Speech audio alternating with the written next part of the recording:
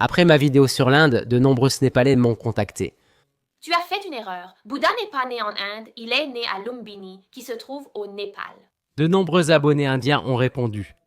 Les textes bouddhistes affirment qu'il a vécu à Kapilavatthu durant ses 29 premières années, probablement à Piprahawa, à environ un demi-mile de la frontière népalaise. Kapilavatthu est probablement situé dans l'actuel Talaraka. D'accord, et bien même si c'était vrai, c'était pendant l'ère Mahajanapada. Le Népal moderne n'était même pas encore établi. Alors, est-ce que cela compte vraiment pour le Népal? Oui, ça compte. Oui, c'est assez important pour eux.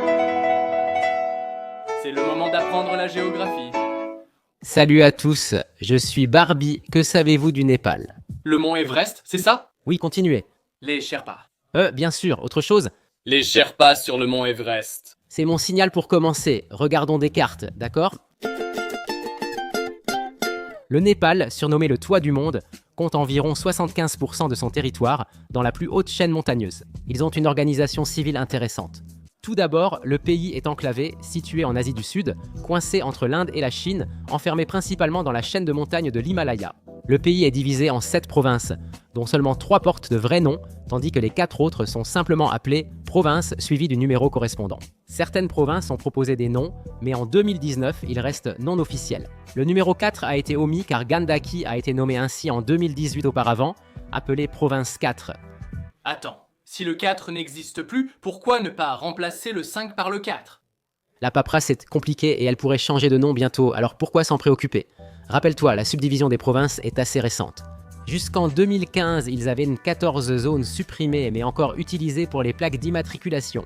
Katmandou, situé dans la province 3, n'en est pas la capitale, contrairement à Etouada. L'aéroport international Tribhuvan de Katmandou est le principal et unique aéroport international du pays. Pour répondre au tourisme élevé, 3 nouveaux hubs internationaux sont en construction. Les aéroports de Nidjad, Pokhara et Gautam Buddha. Oh, et gardez à l'esprit qu'ils possèdent l'aéroport le plus dangereux du monde, l'aéroport Tenzing Hillary ou Lukla, dont la piste se termine au bord d'une falaise. Donc en gros, si vous ne prenez pas assez de vitesse et ne décollez pas, vous tombez en chute libre vers la mort. Ce n'est pas une blague, c'est vrai. Maintenant, voilà le truc. Le Népal a toujours été en quelque sorte le tampon entre les deux géants, l'Inde et la Chine. Cela avait été à la fois une bénédiction car personne ne pouvait vraiment les atteindre, et une malédiction. Il reste l'un des rares pays jamais colonisés. Influencé et envahi, oui, mais jamais colonisé. Cela, en retour, a rendu le réseau de transport terrestre du Népal très unique. Plusieurs routes entrent au Népal depuis l'Inde et la Chine. Pour atteindre le centre économique Katmandou, il faut traverser les montagnes. Vos options se limitent à quelques autoroutes principales, comme la HO2 depuis Raksao en Inde et la HO3 jusqu'à Jiangmujin au Tibet en Chine. En observant à l'ouest, vous verrez la seule zone contestée du Népal, Kalapani. C'était un effet secondaire de la guerre frontalière de 1962 entre l'Inde et la Chine. La situation s'est compliquée. À ce jour, le Népal veut que la rivière à l'ouest soit la frontière, tandis que l'Inde préfère la ligne de crête à l'est. Voilà. Il y a plein d'endroits sympas à visiter si jamais vous décidez de venir, comme le Musée national d'histoire naturelle d'Annapura ou le palais Narayanati. Pokhara est la capitale du tourisme, avec la station balnéaire de Chitwan, Tiger Tops, le terrain de polo à dos d'éléphant, un arbre à mots de dents et le musée des avions. Il existe de nombreux sites religieux, tels que ces temples, le monastère de Rongbuk et surtout Blumbini, lieu de naissance de Bouddha. Le Stupanat, oui, beaucoup de choses n'ont été faites et se sont passées. Ici, les montagnes offrent une excellente protection contre les forces extérieures, surtout lorsqu'elles sont très hautes. Parlons-en davantage, d'accord? Comment expliquer simplement? La configuration physique du Népal rappelle l'évolution de l'action Apple au début des années 2000. Le Népal est situé au début de l'Himalaya, la plus haute chaîne de montagnes du monde, formée principalement par la collision de la plaque tectonique indienne avec l'eurasienne. La collision perdure, faisant croître l'Himalaya d'environ 61 cm par an. Cela signifie que chaque nouvelle personne atteignant le sommet devient temporairement détentrice du record du monde. Évidemment, vous le savez tous, le point le plus élevé se trouve aussi ici, le mont Everest, ou Sagarmatha, la plus haute montagne du monde, partagée avec la Chine à près de 9000 mètres d'altitude. Gardez à l'esprit que 8 des 10 plus hautes montagnes du monde se trouvent également au Népal. Notez aussi que la convergence des plaques tectoniques rend le pays sujet à des tremblements de terre. Un séisme de magnitude 7,8 suivi de répliques a frappé la capitale et détruit des sites anciens en 2015. Cela a aussi provoqué une avalanche sur l'Everest, tuant 21 personnes, faisant de ce jour le plus meurtrier de son histoire. L'Himalaya n'est qu'une des 3 régions du pays. Sous l'Himalaya se situe le Pahad, une zone montagneuse plus basse, verte, sans neige, propice aux vallées et rivières fertiles. En bas se trouve le Taraï, la région la plus basse du Népal, dans la plaine gangétique s'étendant vers le nord de l'Inde et le Bangladesh. Le point le plus bas étant réellement Kachanakalan, dans le district de Japa. Le Népal est, après la Chine, l'un des pays aux altitudes les plus variées au monde.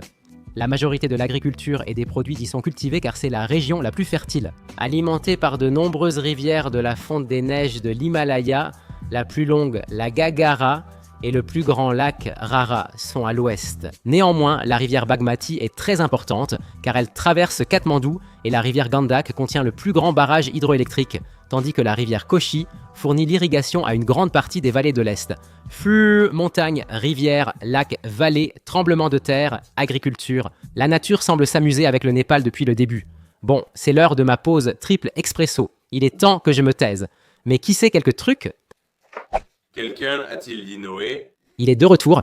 Le Népal possède une grande beauté naturelle, mais doit encore progresser pour stabiliser son indice de vie. Il reste une société agricole. 65% de la population active travaille dans l'agriculture, mais seuls 20% des terres sont cultivées. Près de 30% du produit intérieur brut vient des envois de fonds, et plus de la moitié du budget de développement dépend de l'aide étrangère. Leurs principales exportations sont les textiles, tapis et vêtements. Depuis les années 90, ils tentent de développer le tourisme. Surtout via des excursions guidées dans les montagnes, l'Everest restant la plus coûteuse. C'est ainsi, d'accord. Ken, tu as la chance de gravir l'Everest. Mais quelle agence vas-tu choisir ? Salut, je suis l'agence occidentale qui parle ta langue et répond à tous tes besoins. Tu auras aussi œufs, pain grillé et café le matin. Mon tarif débute à 45 000 et peut augmenter. Salut, je suis l'agence locale népalaise avec un accent rusé. Et l'expérience pourrait être un peu rude par moment, mais tu atteindras quand même le sommet de l'Everest. Je ne demande que 25 000 $. Alors, lequel choisis-tu ? K-E-N. Je peux juste louer un hélico pour quelques centaines de dollars ? À ce jour, seule une personne l'a fait, et c'est très dangereux. Environ 40% du pays est boisé, avec 9 parcs nationaux et 3 réserves naturelles. Néanmoins, l'animal national est la vache. Sans surprise, le pays est majoritairement hindou et les hindous considèrent les vaches comme des animaux sacrés. Beaucoup sont végétariens ou ne mangent que poulet et poisson. À propos de nourriture, d'ailleurs, le Népal compte de nombreux groupes ethniques, chacun avec sa propre cuisine riche en couleurs et saveurs. Comme Pip l'a suggéré, parmi les plats populaires figurent le deyendo, gundruk, dalbaz, takari, takali, kanase, choila, kachila, chatamari, style Depali, panipuri, alochana et laping. Le plat que la plupart d'entre vous avez cité, ce sont les raviolis momo. Maintenant, ces plats que je viens de mentionner proviennent des cuisines des nombreux groupes ethniques que vous pouvez trouver ici. Le Népal ne serait pas le Népal sans son peuple, ce qui nous amène à... Merci Noah, suivez-le sur Instagram. Pas de problème. Alors, tu as essayé de filmer sans Noah le dernier épisode, hein? Désolé Noah, je dois n'apologiser maintenant. Une chose que beaucoup de gens ne semblent pas trop bien savoir, c'est que le Népal est en fait une nation très diversifiée, avec plus de 120 groupes ethno-linguistiques. Le pays compte 30 millions d'habitants et 2 millions de citoyens, travaillant à l'étranger, surtout des ouvriers au Moyen-Orient. Parmi ces groupes ethniques, le plus grand, avec environ 17%, est celui des Kshetris, suivi d'environ 12% de Brahmanes des collines, les Magars à 7% et les Tarus à 7% supplémentaires. Et le reste était composé des 121 autres groupes ethniques. Ils utilisent donc la roupie népalaise comme monnaie, qui est indexée sur la roupie indienne. Ils utilisent les prises C, D, M et conduisent à gauche. Comment un pays peut-il unifier 125 groupes ethno-linguistiques différents du point de vue linguistique ? La langue officielle du Népal est le népalais, apparenté à l'hindi, parlé par environ 45% de la population. L'anglais sert de lingua franca dans les bureaux gouvernementaux, les entreprises et la communauté scientifique, technique, médicale et d'ingénierie. Maintenant, voici la chose. Comme mentionné précédemment, la majorité du Népal, soit environ 81% du pays, s'identifie comme hindou. Bien que minoritaire avec environ 10%, le Népal prend le bouddhisme très au sérieux car c'est ici que tout a commencé. Avec la diversité ethnique, il n'y a pas de culture népalaise unique ou universelle. En général, cependant, la plupart d'entre eux peuvent être divisés en 7 groupes familiaux qui se regroupent dans certaines régions. Vous avez les peuples Bhotia, Sherpa et Thakali des montagnes, tout en haut dans les zones himalayennes du nord. Oui, c'est de là que vient le mot Sherpa. Les Gurung, eux, sont connus comme les gardes du corps du Népal. Beaucoup le sont. Les Gurkhas, forces d'élite militaire, combattent pour de l'argent. Aujourd'hui, quelques milliers servent dans l'armée britannique. Ensuite, il y a les peuples Kiranti, Rai et Limbush de l'Est. Ces peuples sont en fait culturellement proches du Sikkim et des Bhoutanais. Ils parlent une langue tibéto-birmane similaire. Les peuples Pahari, représentant environ 60% de la population, forment le principal groupe présent dans de nombreuses plaines. Ils sont connus pour leur mode de vie fortement agricole et pour leurs tissus en laine et étoffes tissées merveilleusement colorées. Les Tamang regroupent environ 40 clans répartis dans les hautes terres du centre et de l'est. D'origine tibéto-birmane, leur culture est restée plus bouddhiste et chaque village principal possède de superbes gompas ou monastères. Il existe aussi d'autres groupes ethniques comme les Tharus du Sud, réputés pour leur cuisine parmi les plus célèbres du Népal. Ils sont connus pour être généralement immunisés contre le paludisme en raison de la structure génétique de la plupart des Tharus qui ont du sang thalassémique. Attends, Thalassémique, c'est une condition héréditaire offrant une protection contre des maladies comme le paludisme. Donc ça va être un nouveau segment, comme dans l'épisode de Namibie où j'ai demandé la définition et tu as expliqué ce que c'était? Probablement oui, enfin, ils ne représentent qu'environ 5% de la population.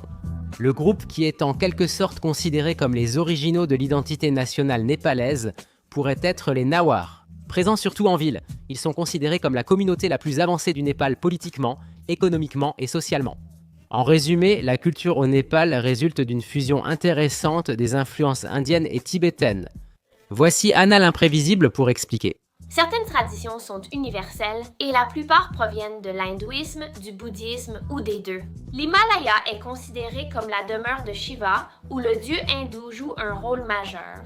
De nombreux Népalais pratiquent une tradition tantrique de l'hindouisme ou du bouddhisme, autorisant le sacrifice rituel de 5 animaux. Chaque ville organise une jatra, célébration de la divinité principale, souvent suivie d'une procession de la statue dans la ville. Le festival de 15 jours d'Abdachin est célébré par tout le pays. C'est un événement très important. Nombre d'entre vous ont aussi évoqué les Kumari, ces petites filles vénérées comme déesses vivantes jusqu'à la puberté, où leur statut change. Comme dans de nombreux pays d'Asie du Sud, les mariages sont arrangés et fêtés par de grandes cérémonies colorées. Et en parlant de ça, cela nous amène à l'histoire. Merci Anna, je prends le relais à partir d'ici, je vais essayer d'être aussi bref que possible. Vallée de Katmandou, âge néolithique, première mention du Népal dans les textes hindous védiques, période des rois Kirati, clans et petits royaumes, période. Ce prince prend de l'importance. États vassaux, empire, royaume Mala, période des États. Cet homme a unifié le futur Népal, menant à la guerre anglo-népalaise. Traité de Sugali, massacre de Kat, abolition de l'esclavage en 1924, drame entre la famille royale et la démocratie, massacre au palais royal. Le roi hérité abdique, mettant fin au statut du Népal comme dernier royaume hindou. Le parti communiste unifié gagne le plus de sièges à l'Assemblée. Séisme, première femme présidente élue. Voilà où nous en sommes. Gardez à l'esprit que, même si le parti au pouvoir s'appelle le Parti communiste, il suit des principes marxistes-léninistes dans sa vision politique. Le pays n'est pas classé comme un pays communiste, du moins pas dans le sens unilatéral traditionnel, mais plutôt comme une république parlementaire dans laquelle le Parlement détient le pouvoir sur le chef de l'État. Même si le Parlement est majoritairement composé de membres du Parti communiste, mais oui, c'est quand même le seul pays à majorité communiste qui n'est pas catégoriquement communiste. Étrange. Voici quelques personnalités célèbres du Népal. La princesse Amshuverma, Prikuti, Sankadar, Sakwa, Araniko, Bahadur Shah. Des personnalités contemporaines telles que Bhimsen Thapa, Lakshmi Prasad, Devkota, Jamaaki, Miri, Amreta, Acharya Tenzing, Norj Gopal Parsad, Anil Gurung, Gaurika Singh, Dachiri Sherpa, Sandip Lamichan, Rabal Gurung, Chandra Bahadur Dangji, David Lama et Siddhartha Gautama, aussi appelé Bouddha. Voilà pour les personnalités. Passons maintenant aux autres peuples qui apprécièrent le Népal ou ses montagnes. On y va ? Maintenant, le Népal a toujours eu une position très particulière en matière de politique diplomatique. Je veux dire, ils sont isolés dans une région très reculée et accidentée de la planète, et pourtant ils détiennent la clé de tant de liens internationaux.